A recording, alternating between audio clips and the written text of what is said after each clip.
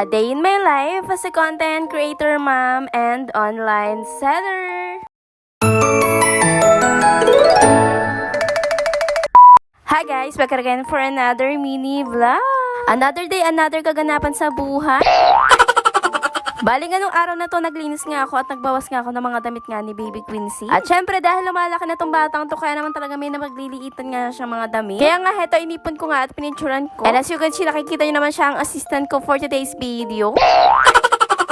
Anyway, yung mga pre-love niyang damit is na-post ko naman sa page ko na to at dito nga nyo makikita. Mura ko na rin talaga to binebenta kaya kunin nyo na kasi naman nakatambak nga dito. May nga rin dumating na nga rin to parcel ko na stand pan. Dahil nga sobrang mahal nga ng single na kuryente ngayon, tara at samahan nyo nga ako magtipid. Dahil nga yung mga ganitong electric fan talaga naman ang lakas nga makatipid nga sa kuryente. At maliban nga na napakatipid nga nito sa kuryente, napakamura rin talaga ng ganitong electric fan. Dahil nga 200 plus lang, meron ka ng ganitong electric fan. At syempre pagdating unbox natin yan. At bakit kailangan naka-video? Syempre, no unboxing video, no return, ganon. At syempre, pagkatapos i-unbox, i-assemble natin malamang. Madali lang naman to i-assemble dahil may kasama na rin tong manual. At kahit nga to walang kasamang manual, is kaya ko to kahit nga grade 1 kaya tong i-assemble, no? At syempre, pagkatapos i-assemble, anong gagawin? Syempre, itatry natin kung gagana. Para pag hindi gumana, ibabalik natin sa seller, tapos order na lang tayo ng aircon. Hala, si Ate Gal, kala mo talaga may pambili siya ng aircon, no? Malakas na rin talaga yung mga ganitong electric fan. Huwag niyong i-ismailin yung mga ganitong electric fan dahil napakatibay at napakalakas din naman nito. At meron na naman nga bata ditong sumisingit sa video. Anyways, kinabukasan nga, get ready with me. At ang bilis nga ng transition dahil get ready with me na agad si Ate Girl. Guys, dahil tayo maghahatid nga ng estudyante sa eskwelahan. Kaya naman heto, bali magsa-sunscreen muna tayo bago tayo umalis. At ang sunscreen na gagamitin natin is yung from Hikari. At dahil nga sobrang daming nga reviews na ito, kaya naman heto nabudol si Ate Girl at napabili. Kaya naman heto, ready na rin talaga ako magpa-araw dahil meron na tayong sunscreen. Hala!